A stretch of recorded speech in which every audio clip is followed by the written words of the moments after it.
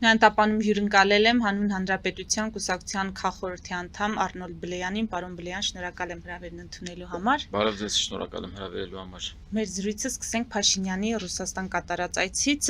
Սա ընտրություններից հետո նրա առաջին այցն է Ռուսաստան, որի շրջանակներում հանդիպեց այնտեղի վարչապետ Միխայիլ Միշուստինին։ Հիշեցնեմ, որ ընտրություններից հետո Պուտինը չի շնորհավորել Փաշինյանին, բայց այդ ամենով հանդերձ Փաշինյանը հայտարարում է, հույս է հայտնում, որ հայ-ռուսական հարաբերություններում առկա խնդիրները կլուծվեն, Հայաստանը շարունակելու է, պատրաստական է աշխատել Ռուսաստանի հետ։ Հիմա ինչ դիտարկումներ կանեք Փաշինյանի այցի նպատակի հետ կապված, գիտենք, որ նա այնտեղ ցուցահանդեսի էր մասնակցում, բայց շատերն են կարծիք հայտնում, որ ենթատեքստում այլ նպատակներ կան եւ արդյունավետությունը ինչպես կգնահատեք այցերի։ Մինչ այդ հերախոսազանգ կար Միշուստին Փաշինյան ձևաչափով եւ ըստ ամենայնի հենց այդ ժամանակ էլ որոշվեց, որ Փաշինյանը կմասնակցի։ Ես բնականաբար որ կարելի է կանխատեսել, որ իրենք խոսելու են հարաբերությունների կարգավորման մասին, ԵԱՏՄ-ի մասին եւ այլն եւ այսպես շարունակ, կանխատեսումները դժվար է անել։ Ես կարող եմ ասել, թե ես ինչ կցանկանամ տեսնել, ես չեմ ցանկանա, որպեսզի Ռուսաստանը իր սահմանափակումները կամ այդ սանկցիաները վերացնի, որովհետեւ որքան երկար դրանք տևեն, այդքան ավելի մեծ եւ նոր շուկաներ մենք ձեռք կբերենք եւ այդքան մեր գործարարները, բիզնեսմենները կվերադիրքավորվեն եւ կհասկանան, որ ռուսական շուկան այս պայծրությամբ անկախատեսելի է, անհուսալի է։ Հետո երբ արդեն հարաբերությունները կկարգավորեն այն աստիճանի, որ ռուսական շուկան մեր առջև նորից կբացվի, այնպես ինչպես դա տեղ ունեցավ օրինակ Վրաստանում, մեր արտադրանքը, մեր ապրանքները արդեն ավելի բարձր գնով, քանի որ իրենք արդեն կհամապատասխանեն ավելի բարձր ստանդարտների, կվաճառվեն ռուսական շուկայում եւ դա միայն բխում է թե Հայաստանի Հանրապետության, թե մեր գործարարների շահերից։ Ես դա կարող եմ վստահաբար ասել, ես շատ ուրախացա, երբ օրինակ ընտրություններից առաջ իրենք գնացին այդ քայլի, որպեսզի նաեւ ցույց տանք հասարակությանը, որ այսպիսի անհուսալի գործընկերոջ հետ մենք գործ ունենք, որ թե ռազմական եւ ավտանգային պարագայում նա մեզ փաստորեն ոչ միայն թողեց միայնակ, այլ նաեւ մեջքից հարվածեց, եւ թե նաեւ տնտեսական եւ նաեւ առևտրային ոլորտներում նա պատրաստ է գնալ ցանկացած քայլի, միայն թե Հայաստանի Հանրապետությունը չկարողանա կամ քաղաքացին իրավունք չունենա ազատորեն ընտրելու իր իշխանությունը, իր իշխանության ընդդիմադիրին եւ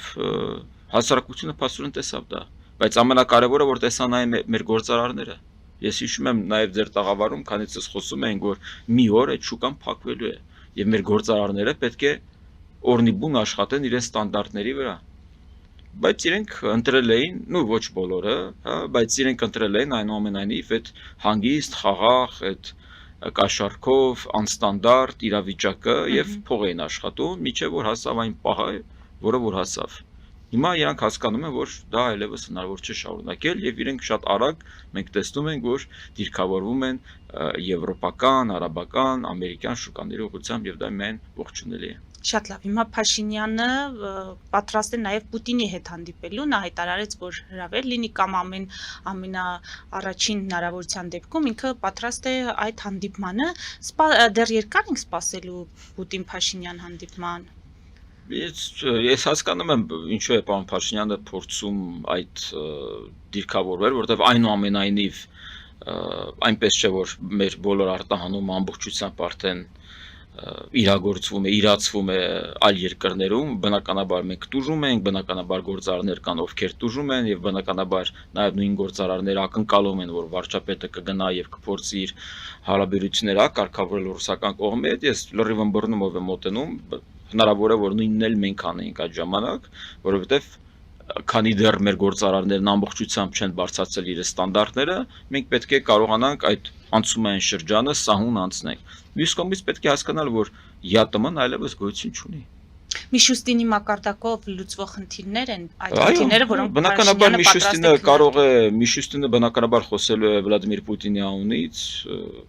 միանշանակ է, որ կա սանկցիա, նա սանկցավորվել է ուրեմն Պուտինի կողմից, որպեսզի բանակցություններ վարի Փաշինյանի հետ, եւ պարոն Միշուստինը բնականաբար իր դիրքորոշումն է հայտնելու, ընդ որում դա մենք լսեցինք երեք, որ նա ասում էր, որ հայկական կողմը կշարունակի այնպիսի միջավայր ստեղծել, որ ռուսական ներդրումները իրենց լավը զգան, դրանից հետո մենք լսեցինք Ռոսատոմի ղեկավարի հայտարարությունը, այսինքն նույն կարուսելն եք նստել, նույն նվագն եք մենք լսում, ճանապարհ չկա Ռուսաստան հետ անցնելու, ես այսպես ասեմ։ Հասկանում եք, իրենք ցուցադրեցին իրենց որպես անհուսալի դաշնակից, անհուսալի գործընկեր, բոլոր առումներով։ Լուծումներն էլ եթե բոլոր առումներով ժամանակավոր են լինելու։ Այո, միգուցե իրենք լավացնեն, միգուցե Պուտինը վաղը շնորհավորի կամ այսօր չգիտեմ կշնորհավորի թե չի շնորհավորի։ Ես այնքան ըմբռնումով եմ մոտենում, թե վերջո այդ շնորհավորանքը կլինի թե չէ։ Որովհետև դե որ չշնորհավորեց ինչ եղավ որ։ Նորից էլի հարաբերվելու են, հնարավոր է ինչ որ մի այլ երկրում հանդիպեն իրար հետ, ձեռք կսեղմեն եւ այլն։ Այդքան էական չէ։ Իհարկե էականն այն է, որ իրենք շարունակում են այդ իրենց այդ սիմվոլիզմով ցուցադրել այդ իրենց կամահրանքը հայ ժողովրդի ընտրության առջև։ Հասկանում եք, երբ մենք ասում ենք ինքը չշնորհավորեց նաեւ հայ ժողովրդի իշխանություն ընտրելու իրավունքը։ Մենք սա պետք է հասկանանք։ Այս է խնդիրը։ Խնդիրը Փաշինյան-Պուտին ձևաչափում չի։ Խնդիրը Հայաստանի Հանրապետության քաղաքացի Ռուսաստան հարաբերությունների մեջ է։ Այլևս այդ հարթությունը։ Խնդիրը Ռուսաստանից Հայաստան եկած եւ հոգուտ այդ հրեշների կամ մի խոսքով դրանց օգտին քվեարկածների միջև է։ Թող իրենք հետևություններ անեն։ Բայց շատ կարևոր է մի բան փաստենք իդեպ։ Մեր անդամակցությունը ԵԱՏՄ-ում սառեցված է։ Մասնակիորեն, բայց մեծամասամբ սառեցված է։ Եթե չկա տեղաշարժ ապրանքների, եթե անմաքս ազատ ապրանքների տեղաշարժ չկա, էլ ինչ մաքսային միություն։ Ռուսաստանը սառեցրել է մեր անդամակցությունը ԵԱՏՄ-ում։ Եվ ինչպես տեսնում եք, չկա Արմագեդոն, չկան ապոկալիպտիկ հետևանքներ, աշխարհը չի վերջացել, տնտեսությունը շարունակում է գործել, գործարարները նոր շուկաներ են ձեռք բերում։ Եվրոպան պատրաստ է աջակցել։ Եվրոպան պատրաստվում է աջակցել, փորձում է հնարավորինս աջակցել, Մարտակոսը օրինակ Ծիրանից ջեմ է պատրաստում, հա, այդ բոլորը իհարկե դրանք մեսիջներ են, որոնք տարածում են ամբողջ եվրոպական շրջաներում։ Մենք տեսնում ենք թե Լեհաստանից, թե Ուկրաինայից, թե Վրաստանից, Բելարուսից մենք ունենք, Բելարուսից հետ մենք ունենք առևտրաշրջանառություն, բայց Ռուսաստանը պահում է իրեն որպես ամենավերջին ստոր գործընկերը։ Ահավոր է։ Այն ընտանիքի անդամներ կան, որ իրար հետ ապրում են, մեկ էլ ինչ-որ մի պայ իրար հետ լեզու չեն գտնում, մեկ էլ թշնամանում են ու անպատկերացնելի փոխհարաբերություններ են որդեգրում։ Այ մեր մոտ այդպիսի հարաբերություններ Ռուսաստանի հետ։ Այսքան տարիներ իրար հետ ապրելուց հետո մեկ էլ տեսնում ես այդ Ռուսաստանի հետ, չգիտեմ, այդ ստոր վիճակը էլի այդ։ Ասենք դուք ձեր ղրիմով զբաղվեք էլի, բենզինով զբաղվեք, որ հիմա ղազախներից եք մուրում, բելարուսներից եք մուրում։ Դուք ով եք։ Դուք բենզալցակային էլ չեք, ինչպես նախկին նախագահը Միացյալ Նահանգների անվանեց։ Դուք ոչինչ եք։ Դուք էլ տարածաշրջանային հեգեմոն էլ չեք, ինչպես Բարակ Օբաման օրինակ անվանել էր ձեզ։ Ռուսաստանին դեռ իր խնդիրների հետ կապված կանդրադառնանք, պարոն Բլեյան, ներքաղաքական իրավիճակին գալով 3 լայնածավալ խուզարկություններ տեղի ունեցան Գագիկ Ծառուկյանի տանը, նրան պատկանող գրեթե բոլոր ընկերություններում, ընկերությունների տնօրենների բնակարաններում, այսօր արդեն դատարանը քննում է Ծառուկյանին կալանավորելու միջնորդությունը, քննչական կոմիտեն մեղադրանք է ներկայացրել առանձնապես խոշոր չափերով խարդախության եւ փողերի լվացման օժանդակելու համար, ԲՀԿ-ից բնականաբար հայտարարում են, որ անհիմն են մեղադրանքները, քաղաքական հետապնդման է ենթարկում Ծառուկյանը, փորձում են նրան վախեցնել, իսկ Ծառուկյանն այսօր ասաց, որ փուչիկ են եւ իր անմեղությունը 100%-ով ապացուցվելու է։ Դուք ինչ դիտարկումներ կանեք, արդյոք անվանեք գործընթացը բացառապես իրավական, թե այս գործընթացի քաղաքական ենթատեքստը ավելի քան անհերքելի է։ Դժվարանամ ամբողջությամբ իրավական անվանել այն, այստեղ ես տեսնում եմ քաղաքական ենթատեքստ, մանավանդ նախընտրական պայքարում մենք հիշում ենք այդ վերբալ փոխհարաձգությունը Փաշինյանի եւ Ծառուկյանի միջև, այդ վանդակների վագրերի, իրենց գենդերային պատկանելիության եւ այլն եւ այսպես շարունակ։ Եվ իհարկե ես չէի ուզի, որքան էլ որ մենք միգուցե հասարակության մեծամասնությունը հիմա ուրախանում է, որ վերջապես հեղափոխությունը կամ փոխպատե մանդատը սկսեց գործել, բայց այնուամենայնիվ ես չէի ուզի, որ սա ընտրովի ինչ որ քաղաքականություն լինի, ընտրովի իրավական վարչարարություն լինի, այլ ես կարծում եմ, որ սա ավելի լայնապարփակ գործառույթների մի մաս պետք է լինի, որովհետև տարիներ շարունակ մենք 18 թվականից ի վեր ասում ենք, որ իշխանությունն ուզուրպացածները չպետք է զբաղվեն քաղաքականությամբ։ Ինձ համար ոչ այնքան կարևոր է թե արդյոք ԲՀԿ-ի կամ Գագիկ Ծառուկյանի ունեցվածքը կվերցնեն, չեն վերցնի։ Ինձ համար կարևոր է, որ այդ մարդը չզբաղվի քաղաքականությամբ։ Ինձ համար կարևոր է, որ Ռոբերտ Քոչյանը չզբաղվի քաղաքականությամբ, Դաշնակցությունը չզբաղվի քաղաքականությամբ, Հանրապետական կուսակցությունը Սերժ Սարգսյանով։ Ինչու՞, որովհետև իրենք երբ զբաղվել են քաղաքականությամբ, զավթել են իշխանությունը բռնի կերպով, ընտրություններ են կեղծել, մարտի 1 են իրագործել եւ դրա համար մենք ունենք օրինակ վճիռ Եվրոպական դատարանի։ Այ ես կուզեի, որ մենք այդ ուղղությամբ գործենք։ Եթե օրինակ երբ 25 թվականի սեպտեմբերին մենք ունեցանք Եվրոպական դատարանի որոշումը, հենց այն ժամանակ եթե մենք իրագործեինք, Ռոբերտ Քոչարյան, Սերժ Սարգսյան, Հանրապետական կուսակցություն, Օրինաց երկիր եւ Դաշնակցություն կզրկվեին քաղաքականությամբ զբաղվելու իրավունքից։ Եվ մենք լրիվ այլ քաղաքական կոնյունկտուրա կստանայինք ընտրություններին։ Եվ ես վստահեցնում եմ, իհարկե, ես վստահեցնում եմ Սամվել Կարապետյանի ուժը շատ ավելի միգուցե իրեն զսպող գործեր, որտեղ իրեն կհասկանար, որ իրավական համակարգը Հայաստանում գործում է։ Թե չէ մեր ձևով արտահայտության համար օրինակ բռնել, կալանավորել, բայց շատ ավելի լուրջ իրադրությունների ժամանակ սպասել ընտրություններից հետո, հասկանում եք։ Այստեղ է խնդիրը։ Եվ ես հույս ունեմ, որ սա շարունակական կլինի, շանտրովի չի լինի, զուտային հանգամանքից, որ վարչապետը խոստացել էր, որ իր տները դարձնելու է ծերանոց եւ ինքը գնում է իր խոստման հետևից, ոչ, մեզ պետք է ավելի համապարփակ եւ ընդգրկուն քաղաքականություն, որը ռուսամետությունը եւ ռուսական կուսակցությունները դուրս կբերի քաղաքական դաշտից, որովհետեւ քաղաքային ընտրություններ են սպասվում։ Քաղաքային ընտրություններն այսօր վտանգված են։ Գյումրու սցենարը շատ հանգիստ կարող է իրագործվել քաղաքային ընտրությունների ժամանակ։ Եվ եթե մենք Երևանը կորցնում ենք ռուսներին, հանրապետությունը կկորցնենք 31 թվականին միանշանակ։ Եվ Գագիկ Ծառուկյանը չէ, որ Գագիկ Ծառուկյանի, այսպես ասած, հեռացումը քաղաքականությունից այդքան էլ չի նպաստի, որպեսզի դա հանկարծ տեղի չունենա։ Մեզ շատ ավելի կարևոր գործիչներ են պետք հեռացնել քաղաքականությունից, խոսքը գնում է Ռոբերտ Քոչյանի, Սամվել Կարապետյանի մասին։ Ընտրակեղծիկ բաժանող կուսակցությունը տեղ չունի հայկական քաղաքականությունում, տեղ չունի քաղաքակիրթ ժողովրդավարական հասարակություններում, քաղաքական գործունեության մեջ։ Դե հիմա ունենք այն ինչ ունենք, պարոն Բլեյան, խորհրդարանը նոր խորհրդարանը ձևավորված կսկսի աշխատել, ընդդիմադիր ուժերը վերցրեցին մանդատները, քաղաքացիները հայտարարեցին, որ ահա թե դուք ինչի համար եք պայքարում, սրանից էլ Նարեկ Կարապետյանը կարծես թե վիրավորվել է, հայտարարում է, որ մանդատները վերցնելը դա միայն պրոբլեմ է լինելու եւ իրենց ներկայացվածությամբ պայքարելու են իշխանության, իրենց ձևակերպմամբ հակապետական ծրագրերի դեմ, իսկապես կկարողանան պայքարել այդ ծրագրերի դեմ եւ մանդատները ինչու վերցրեցին, որքանով սա կապ ունի Ռուսաստանի հետ որոշման Դեժավու եմ ապրում, հիշում եմ 21 թվականի նոր խոսույթն էր, նույն խոսույթն էր, էլի Դաշնակցությունն ու Պատիվ ունեմը, իրենց տարատեսակ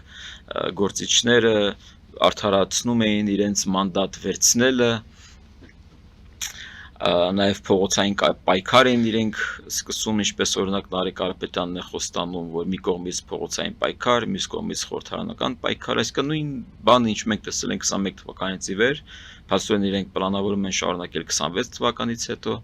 եւ այնուամենայնիվ այս խորհրդարանը իրենց այդ ընդդիմադիրներով երբ ուսումնասիրում է, շատ ավելի վատ են, քան նախորդները, եւ շատ ավելի գազազած եւ կատաղած, եւ շատ ավելի շատ ավելի հանդուգն, որովհետև իրենք կոնկրետ նպատակ արդեն ունեն իրագործելու եւ իրենց հրամայականը եւ հրամանները, որ իրենք ստանում են Կրեմլից, շատ ավելի կոնկրետ են։ Իդեպ իրենք սուվերեն չեն, որ որոշեն մանդատ վերցնում են, թե չենք ով են, որ վերցնեն։ Իրենք չունեն այդ ինքնիշխանությունը մանդատ վերցնելու։ Իրենք մանդատ ստացել են ոչ թե Հայաստան Հանրապետության քաղաքացուց, իրենք մանդատ ստացել են Վլադիմիր Պուտինից։ Բայց նաև նրանք ստացել են քվեներ 500 Դե հազարի քվեներ ստացել են, բայց չափով։ ոնց են այդ քվեները ստացել։ Մենք հենց դա ենք վիճարկում Սամարական դատարանում։ Մեր համար անընդունելի է, որ 21 թվական, ներողություն 26 թվականի խորհրդարանում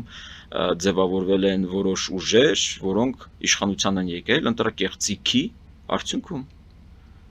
Եվ Սահմանադրական դատարանը որպես սահմանադրական մարմին, բարձրագույն մարմին, պետք է սահմանադրաիրավական գնահատական տար։ Բա ինչ Մենք քրեական գնահատական չէինք ակնկալում Սահմանադրական դատարանից, ոչ էլ կենտրոնական ընտրական հանձնաժողովից։ Իդեպ ԿՀ նույնպես սահմանադրական մարմին է, որը նույնպես իրավունք ուներ սահմանադրաիրավական գնահատական տար հենց ընտրությունների ընթացքում, ընտրություններից առաջ, որը իրենք չարեցին։ Հետո գործը տեղափոխվեց Սահմանադրական դատարան։ Սահմանադրական դատարանը այդպես էլ գնահատական չտվեց, իդեպ մենք սպասում ենք ընդհանուր պատասխանին, որտեղ այդ պատասխանը թե ինչի հիման վրա իրենք մերժում այդ բոլոր միջնորդությունները, հենց այնտեղից է արդեն կարելի է հասկանալ, թե արդյոք դրանք հիմքեր են տալիս, որպեսզի նմանատիպ իրավիճակներ չկրկնվեն։ Մեզ համար շատ կարևոր, թե ինչ եզրահանգմամբ են իրենք այդ իրենց եզրակացությանը եկել։ Եվ կարծեմ այսօր արդեն դա պետք է հրապարակվի։ Սա շատ կարևոր է, թե Սահմանադրական դատարանը ինչ ձևակերպումներով է արդարացնելու իրենց որոշումը, իրենց այդ բոլոր բաների, իհարկե իրենք կարող են օրինակ հղում կատարել կենտրոնական ընտրական հանձնաժողովի արած հայտարարությանը, բայց օրինակ նույն ԿՀ-ն, երբ օրինակ ասում էր, որ արված կեղծիքները չեն կարող ազդել ընդհանուր ընտրությունների արդյունքի վրա, իրենք չէին մանրամասնում, թե իրենց եզրահանգումը ինչի հիման վրա է արվում։ Օրինակ, ինչի հիման վրա է կենտրոնական ընտրական հանձնաժողովը Սահմանադրական դատարանում հայտարարում, որ ընտրակեղծարարությունը, որն իրագործվել է, չի բերել լուրջ ընտրությունների փոփոխությունների։ Ուր է այդ։ Իրենք չեն ներկայացնում։ Ուղղակի վերբալ ինչ որ հայտարարություն են անում։ Բայց երբ ասում ես ինչի հիման վրա, ուր է այդ եզրակացությունը, ով է արել, ինչ չափորոշիչներով է կատարվել։ Չկա այդպիսի եզրակացություն։ Դե այստեղ էլ ընդդիմությունը ասում է Փաշինյանը ինչ հրահանգում է, դա էլ անում են։ Հիմա ինչպես կարդարացնեն, ինչպես կմեկնաբանեն, ինչպես կհիմնավորեն, դա առանձնապես կարևոր էլ չէ։ Դե ես այնուամենայնիվ հույս ունեի, որ Սահմանադրական դատարանը շատ այս նոր ձևափոխված, բարեփոխված Սահմանադրական դատարանը պետք է ավելի ազատ լիներ եւ ավելի իրավական լիներ, բայց ես դեռ կսպասեմ եզրակացությանը, տեսնենք թե ինչպես են իրենք դա ձևակերպել, դրանից հետո արդեն կորոշենք։ Այնուամենայնիվ մենք հարգանքով ենք վերաբերվում, որտեղ սա ամենաբարձր դատարանն է, դրանից այն կողմ ատյան չկա եւ մենք ընդունում ենք իրենց որոշումը, բայց մենք չենք կարող հաշտվել, որ ազգային ժողովի ընդդիմադիր հատվածը սուվերեն չի եւ չի ներկայացնում Հայաստանի Հանրապետությունը, չի ներկայացնում Հայաստանի Հանրապետության շահերը, ավելին ներկայացնելու է այլ պետության շահերը, որը տրամագծորեն հակառակվում է Հայաստանի Հանրապետության կենսական եւ պետական շահերին։ Ծառուկյանի թեման ամփոփելով, պարոն Բլեյան, այնուամենայնիվ չասել, որ խլեցին Ծառուկյանից ձայները, քվեները, որովհետև այդպիսի գնահատական ամեն դեպքում դաշտում կա։ Այո, այնտեղ կա խնդրահարույց կետ, այնուամենայնիվ ես ակնկալում եմ, որ գոնե վերաքվեարկություն կնշանակեն այնտեղ։ Գիտեք որն է, այդ ամբողջ խնդիրը եկավ հենց դրանից, որ ի սկզբանե տնային աշխատանք չէր արվել։ Այդ տեսեք, փաստացի մենք այսօր խոսում ենք մի իրավիճակից, որը ես չէի ուզենա խոսենք, այդպիսի իրավիճակ լիներ։ Ես չէի ուզենա, որ հեղափոխությունից 8 տարի հետո այսպիսի հարցադրում լիներ։ Թե արդյոք ԲՀԿ-ից կամ որևէ այլ կուսակցությունից, որքան էլ որ ինձ համար անընդունելի այդ կուսակցությունը, արդյոք ձայներ խլվել են թե չեն խլվել։ Ես ուզում եի մենք գայինք հասնեինք մի հանգրվանի, որտեղ կասկած չէր հարուցելու այդ ամենը։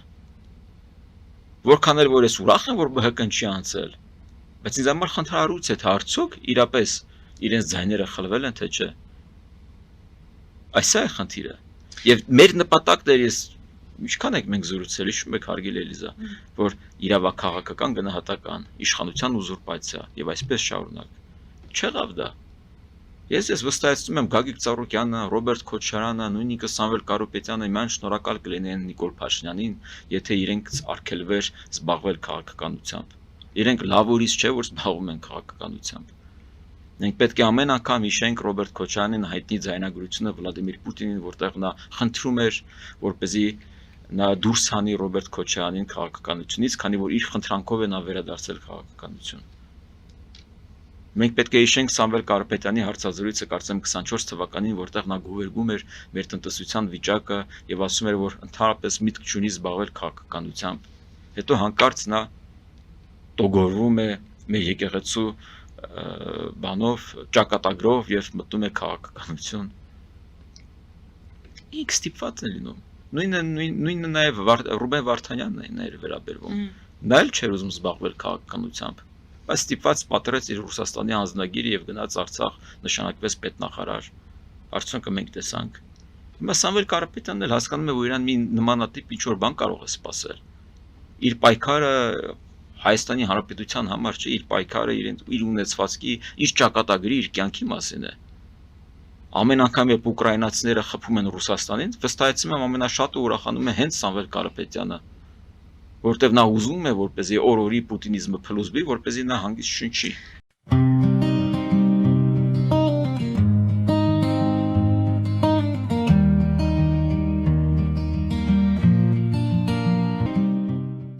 Ֆելիչե ժամանակակից ատամնաբուժական կլինիկա։ Այստեղ հարմարավետությունն ու խնամքն առաջնային են։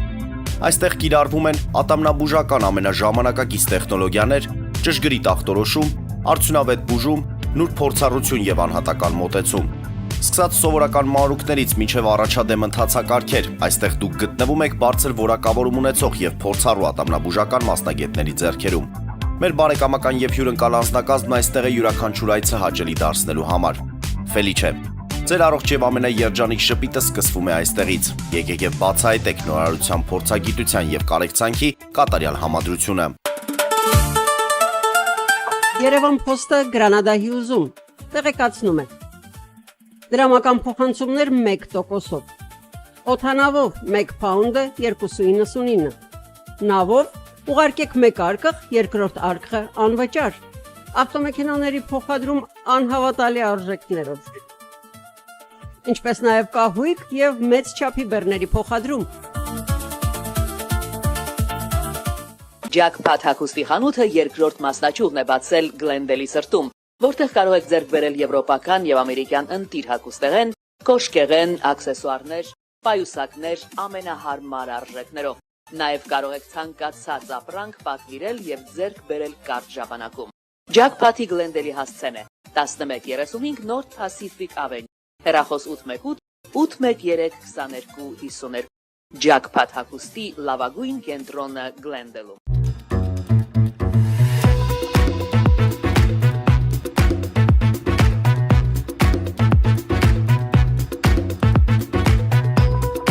Արարատ ռեստորան, ընտանեկան եւ ընկերական ժամանցի լավագույն հասցե, սիրված արտիստներ, հյուրընկալ մթնոլորտ, հարուստ ճաշացան, անմահական խորտիկներ։ Արարատ ռեստորան, հասցեն անփոփոխ, սիրով սպասում ենք ձեզ։ Լավագույն պաղպաղակ, բնական, համեղ եւ մատչելի գներով պաղպաղակը կարող եք ձեռք բերել բոլոր հայկական խանութներում։ Պահանջեք հայկական պաղպաղակ, Թամարա պաղպաղակ։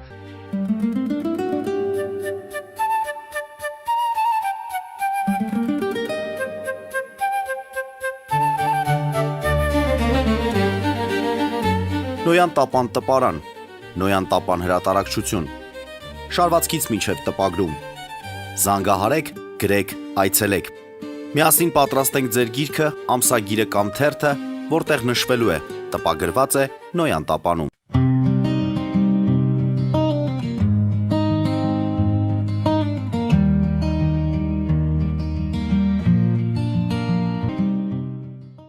Նույն Ռուսաստանի մասով, քանի որ ասացիք, հիմա իսկապես կարող է լուրջ խնդիրներ առաջացնել այդ վառելիքի հետ կապված խնդիրները, կարող են ներքին Պուտինի ռեժիմի նկատմամբ դժգոհությունները այնպիսի մակարդակի հասցնել, որ իրապես ներսում այս ռեժիմը ունենա խնդիրներ, թե միամտություն է նման կանխատեսում անելը։ Գիտեք, դա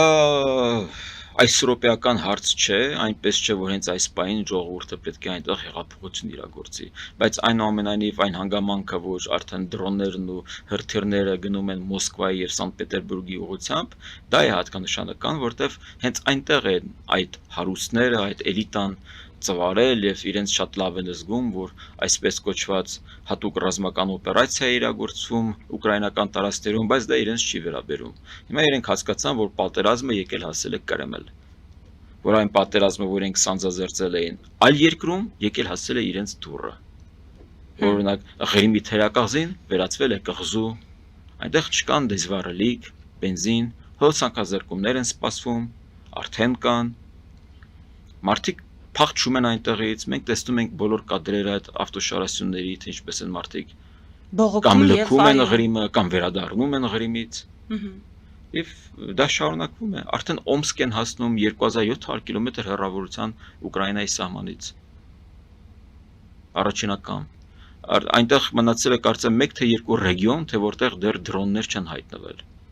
Հյուսիսային Օսիայում արդեն տագնապ է եղել։ Այսինքն դա շարունակվելու է եւ այսօր էլ Վոլոդիմիր Զելենսկին հայտարարեց, որ մենք հիմնական շեշտը լինելու ենք Մոսկվայի եւ Սանկտ Պետերբուրգի ուղղությամբ, որպեսզի քաղաքացիները ելնեն եւ ընդվզեն։ Պետք է հասկացնել այդ մարդուն, որ ինքը հիվանդ է։ Այդ մարդը վատառողջ է։ Էս ինչ է արել ինքը։ Լավ, մի ամբողջ ժողովուրդ իր երկրի դրել է պատանդ եւ մսաղացուտեղ ուղարկում է Ուկրաինա։ Էլ չասած թե ինչ է բերել ուկրաինացիների գլխին եւ ինչ է բերում մնացածների գլխին։ Դեվ Ռուսաստանի քաղաքացիները պետք է հասկանան եւ ի վերջո որոշեն իրենք այսպիսի ցար են ուզում, ցարին նստեյաշի։ Լավ, իրենք չպետք է ձերբազատվեն այդ իմպերիալիստական այդ կոմպլեքսից։ Չէ՞ որ էլ իմպերիաներ չկան, էլ կայսրություններ չկան, իրենք ինչու են ուզում նորից դառնան կայսրություն։ Եվ ես կարծում եմ ռուս ժողովրդի հենց փրկությունն է, որպեսզի դաշնությունը, Ռուսաստանի դաշնությունը քայքավի, մաստատվի, օկուպացված ազգերն ու ժողովուրդներն անկախություն ստանան եւ իրենք ունենան իրենց Ռուսաստանն առանց այլ երկր, առանց ազգերի եւ ժողովուրդների։ Ռուսաստանը ռուսների համար պետք է լինի։ Մնացած ազգերը պետք է անկախություն ստանան։ Ինչ է նշանակում Դոնբասի անկախություն, Լուհանսկի անկախություն։ Չեչենները ուրեմն իրավունք չունեն անկախանային, Դոնբասցիներն ու Լուհանսցիները պետք է անկախանան։ Այ քեզի բան, այս ինչ ստորություններ։ Ինչ մտածելակերպ։ Այս ինչ ստորություններ։ Այդ ո՞նց եք դուք որոշում ով կարող անկախանա, ով չի կարող անկախանա։ Արցախցիք օրինակ անկախացել են, բայց դուք չէիք ճանաչում։ Աբխազներինը ճանաչեցիք, երբ ոնց ինչ պետք է ճանաչում եք, չեչեներին չեք ճանաչում, թաթարներին չեք ճանաչում, այդ ոնց եք դուք որոշում։ Հետո ինչ որ երկակի երակի ստանդարտներից եք խոսում համաշխարհային։ Ես այնուամենայնիվ կարծում եմ, որ իրենք հաղթելու շանս չունեն։ Դա արդեն խոսում է նույնիսկ Միացյալ Նահանգների նախագահը, փոխնախագահը, երբ իրենք են ասում նման բաներ, դու արդեն հասկանում ես, որ նույնիսկ իրենք են հասկացել, որ իրենք շանս չունեն։ Եվ շատ կարևոր է, որպեսզի Պուտինի շրջանակը, հա, այդ շրջապատը հասկանա, որ իրենք պետք է փոխեն այդ մարդուն։ Նոր մարդ է այնտեղ պետք, եթե իրենք ուզում են պահպանել Ռուսաստանի դաշտությունը։ Իհարկե այդ խնդիրները շարունակվելու են։ Իհարկե թանկացումները լինելու, եթե բենզին չկա, նշանակում է գները թանկանում են։ Չէ՞ որ այդ լոգիստիկ առումով այդ թանկացումները գալիս են հենց վառելիքից։ Դե Ղազախստանից եւ Բելարուսից, որ իրանք բենզին են բերելու, ավելի էժան է լինելու, քան այն ինչ որ իրենք սպառում են, արտադրում են ներսում, իհարկե ոչ։ Պարոն Բլեյան, քանի որ դուք Հանուն Հանրապետության կուսակցության ներկայացուցիչ եք եւ մասնակցում եք ընտրություններին եւ ընտրությունների արդյունքներից հետո տևական ժամանակ հարցազրույցներ չէիք տալիս, ինձ հետաքրքիր է հիասթափված եք ինչ-որ բանից, եթե այո, կիսվեք մեր հետ։ Գիտեք, այն արդյունքները, որ տեղի ունեցան, որոնք մենք արձանագրեցինք, մի փոքր ժամանակ էր ինձ պետք, որպեսզի հասկանալ, կշռադատել, ի վերջո իմի բերել այն ինչ տեղի ունեցավ, նամանավանդ որ Սամրկան դատարան դիմումներ եղան, ուզում էինք հասկանալ, ես ուզում եի հասկանալ ի վերջո նաև Սամրկան դատարանը ինչ գնահատական կտա, որտեղ իրապես ինձ համար ապշեցուցիչ էր, որ հեղափոխությունից 8 տարի հետո մենք կունենանք ամենօրյա հաղորդումներ ընտրակեղծարարության մասին, հարյուրների հասնող ձերբակալություններ, կալանավորումներ, հետապնդումներ, բայց այնուամենայնիվ փաստորեն ոչ կենտրոնական ընտրական հանձնաժողովը, ոչ համնական դատարանը որևէ սահմանադրական եւ իրավական գնահատական չի տալու դրանց եւ փաստորեն իրեն գնալու են եւ իրենց մանդատները ստանան։ Սա իրոք սարսափեցուցիչ է, որովհետեւ մենք ունենք նույն Մոլդովայի օրինակ, Ռումինիայի օրինակը, որտեղ կեղծիքներ, ընտրակաշարքներ, որը հիմք էր հանդիսանում, որ օրինակ նույնիսկ կուսակցության անունը, այդ քաղաքական գործչի անունը դուրս բերվի ընտրությունից մի քանի օր առաջի դեպ դուրս բերվի արդեն ընտրվելու իրավունքից, այդ ցանկից։ Բայց այնուամենայնիվ մեր մոտ այլ կերպ դա տեղի ունեցավ։ Ես կարծում եմ, որ պայքարը պետք է շարունակվի, իմ տպավորությամբ իշխանությունը պետք է որ գնա շատ ռադիկալ քայլերի եւ այդ ռադիկալ քայլերը արդյունքը կարող է լինել նոր արտահերթ ընտրություններ, որովհետեւ եթե օրինակ Ռոբերտ Քոչյանն ու Դաշնակցությունն ու Սամվել Կարապետյանի ուժը օրինակ զրկվում են քաղաքականությամբ զբաղվելու, տրամաբանական է, որ դա կբերի արտահերթ ընտրությունների։ Իհարկե իրենք միշտ կարող են ինչ-որ ձևակերպումներ տան, հաջորդ ընտրություններից եւ այլն եւ այսպես շարունակ, բայց կտեսնենք թե ինչ է լինելու։ Այնուամենայնիվ ինձ շատ անհանգստացնում է Հայաստանի Հանրապետության ապագան եւ ես իրապես տեսնում եմ վտանգ, որ 28 թվականին Երևանի քաղաքը կարող է գրավվել Ռուսաստանի կողմից։ Խոսքը չի գնում տանկերի մասին, խոսքը գնում է ֆիզիկական իրանց այդ դրածոների կողմից քաղաքը վերցնելու մասին եւ որը կհանգեցնի 31 թվականի հեղափոխության տապալմանը, 18 թվականի հեղափոխության տապալմանը։ Այսինքն 18 թվականին մենք իրագործեցինք հեղափոխություն, մենք իշխանությունը վերադարձրեցինք ժողովրդին, բայց մենք ուշադրություն չդարձրեցինք իշխանության ընդդիմադիր հատվածի մասին։ Մեզ թվում էր, թե իշխանությունը պատկանում է ժողովրդին, դա հերիք է։ Մենք չենք հասկանում, որ իշխանությունը հերիք չէ, իշխանությունում կա նաև փոքրամասնություն։ Այդ փոքրամասնությունը նույնպես պետք է հաշվետու լինի քաղաքացուն, ոչ թե Վլադիմիր Պուտինին։ Շնորհակալություն։ Շնորհակալություն։ Մեծ դիտողներին հիշեցնեմ, որ զրուցում էի Հանուն Հանրապետության կուսակցության քաղաքորդի անդամ Արնոլդ Բլեյանի հետ։ Մեր ուղիղ եթերները կարող եք դիտել Patreon-ում, նաև այդ հարթակում աջակցել էկրանին երևացող QR կոդով։